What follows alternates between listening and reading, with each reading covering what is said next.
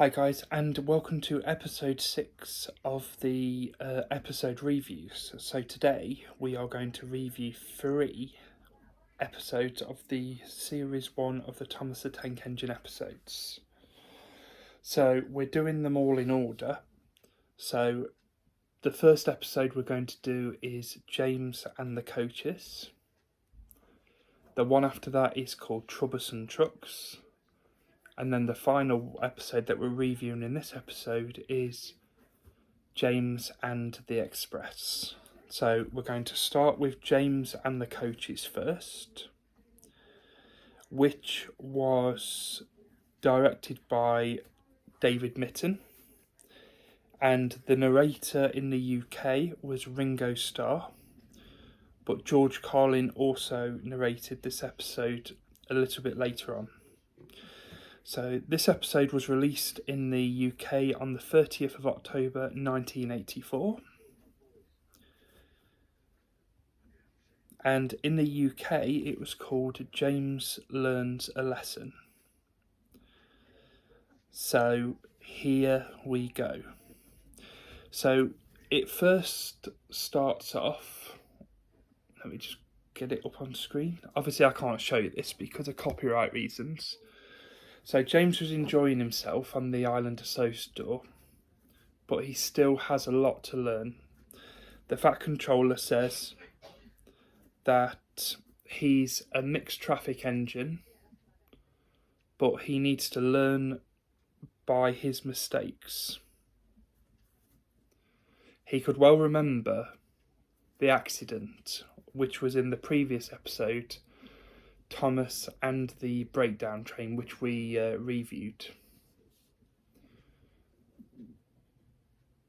So we see Edward and James at the station, and as they're about to leave, James blows steam at the Fat Controller, which goes all over the Fat Controller.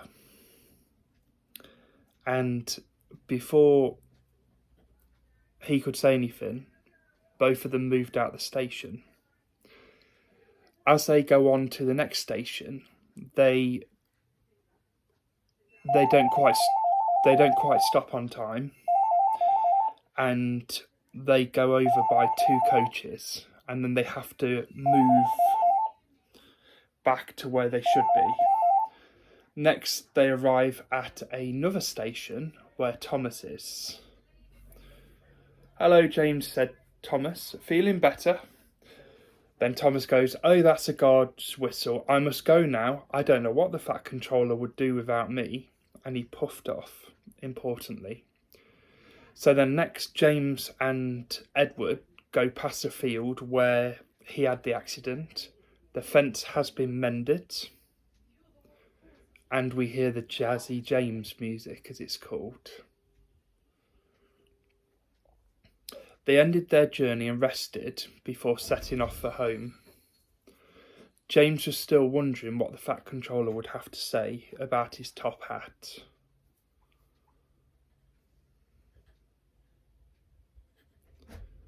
Next morning, the Fat Controller spoke severely to James. "If you can't behave, I shall take away your red coat and have you painted blue instead." James didn't like that at all. He was very rough with the coaches when he brought them to the platform. "Gordon never has to fetch his own coaches," James says, "and he's painted blue." This made him even more crosser. And that is pretty much the end of the episode. No, it isn't actually. I was joking. So James starts bumping the coaches, and he's going too fast. And then he has to stop. "What's the matter?" James asked his driver. "The brakes are hard on. Leak in the pipe, most likely. You banged the coaches to make a leak." "How shall we mend it?"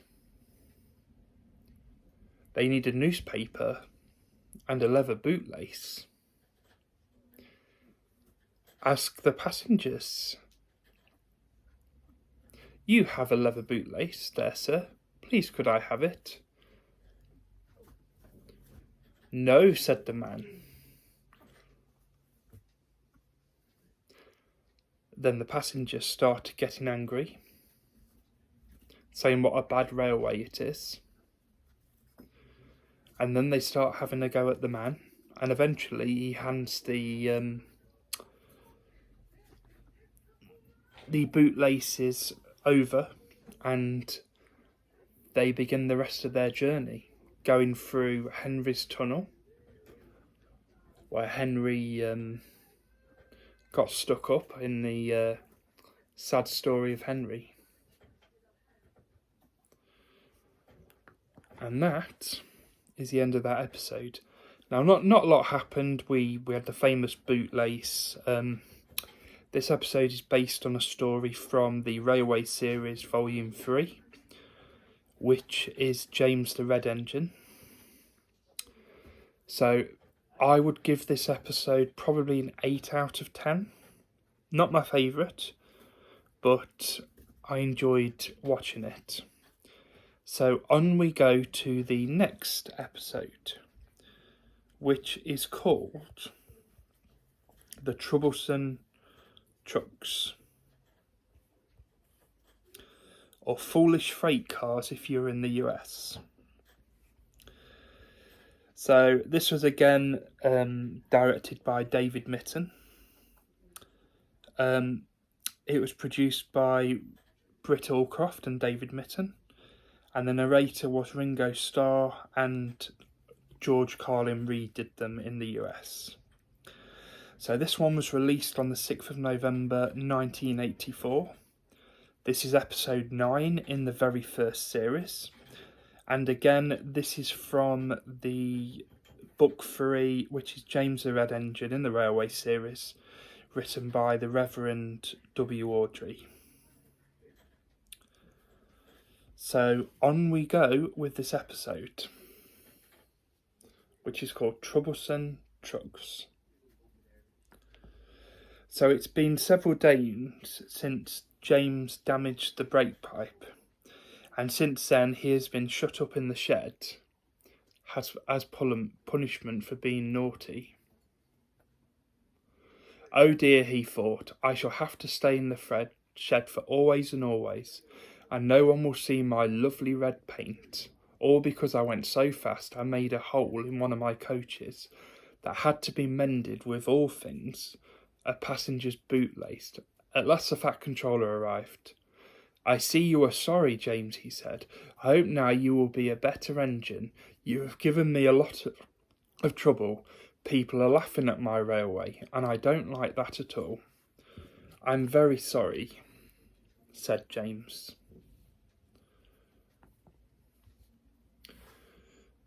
That's a good engine. I want you to pull some trucks for me. James was delighted and puffed away.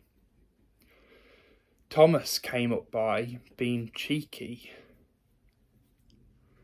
Here are your trucks, James, said Thomas. Have you got some bootlaces ready? And he ran off laughing. James pulls an angry face. Oh, said the trucks. We want a proper engine, not a red monster. James took no notice and started as soon as the guard was ready. Come along. We won't, screamed the trucks. But James didn't care, and he pulled the screeching truck sternly out of the station. The trucks tried hard to make him give up, but he still kept on. Sometimes their brakes would slip on, and sometimes their axles would run hot, and each time the trouble had to be put right, and each time James would start again, determined not to let them beat him. Give up, you can't pull us. You can't pull the trucks. I can and I will, puffed James, and slowly but surely he pulled them along the line. At last they saw Gordon's Hill. Look out for trouble, warned his driver. We'll go fast and get them up before they know it. Don't let them stop you. So James went fast and halfway up. I'm doing it, he panted. Will the top never come? Then with a sudden jerk, half the trucks rolled down the line. It's easy now. They've done it again. We've left our tail behind. Look, the last trucks were running backwards down the hill. The coupling had snapped, but the guards stopped the train and got out to warn the approaching engine. That's why it was easy, said James, as he backed the other trucks carefully down. What silly things trucks are. Shall I help you? Called Edward. No thank you, said James. I can do them myself. Good, don't let them trucks beat you, whistled Edward as James slowly struggled up the hill. I can do it, he puffed, as hard as he could. I've done it,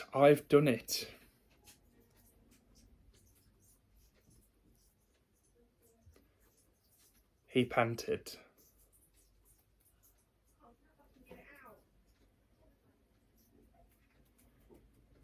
They reached their station safely, and James was resting in the yard. When he peeped, he whistled.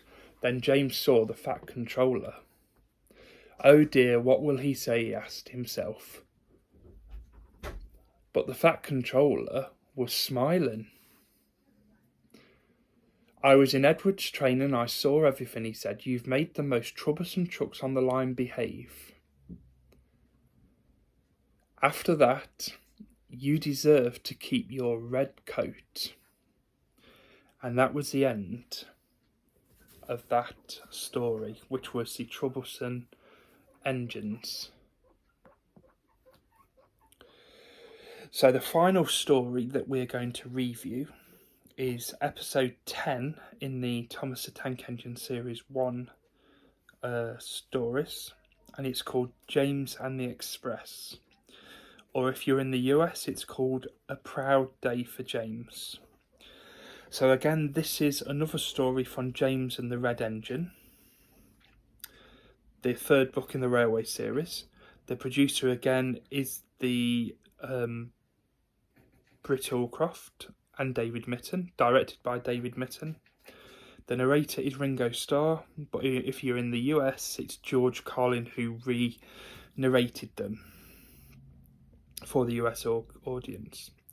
So this came out on the 6th of November 1984. The last story I was going to give an 8 out of 10.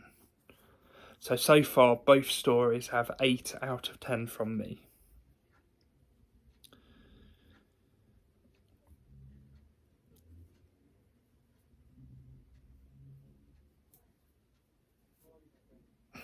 So here we go. So we start the episode with James, Gordon and Henry in the shed, who are talking nothing but bootlaces. Remember the time one had to be used to get out of trouble? They would tease James. James tried to get his own back, talking about engines who got shut up in tunnels and stuck on hills, but they wouldn't listen.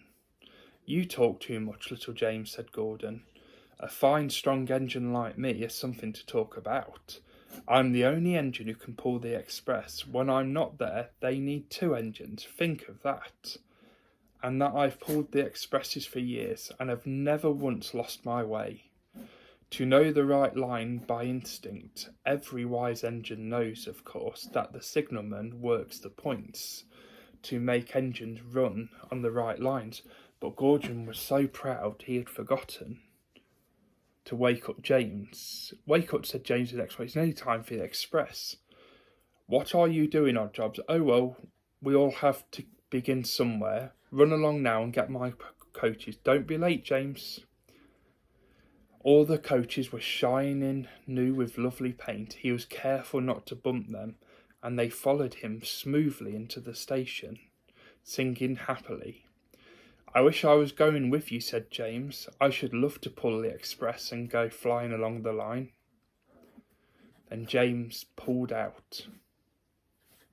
Gordon, with much noise and blowing of steam, got ready to back onto the train.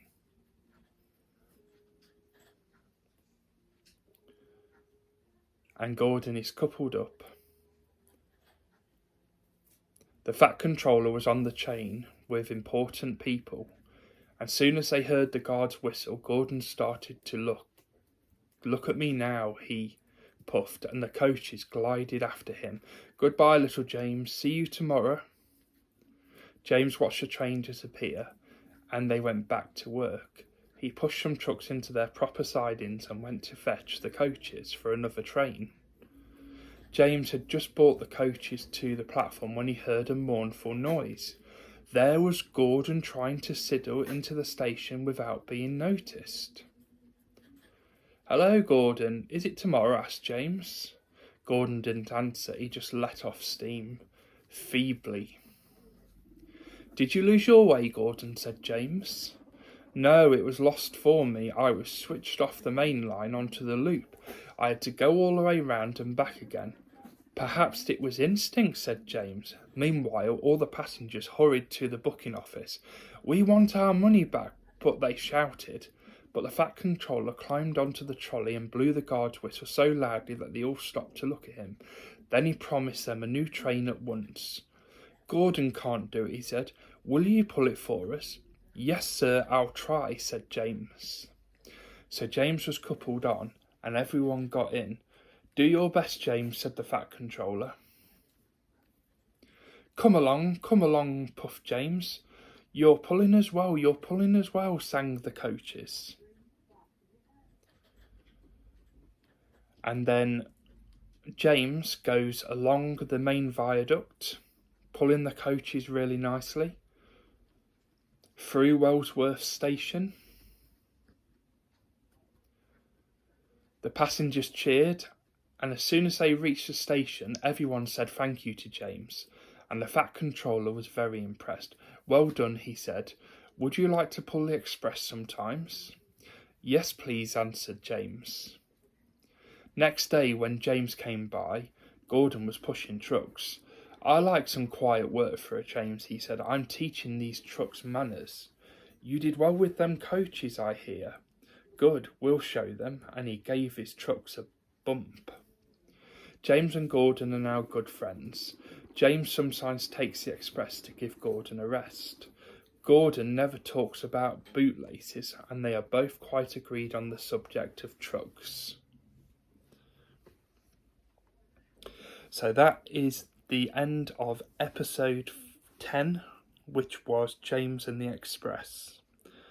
So I'll give that one a 9 out of 10. Quite a lot more happens in that episode.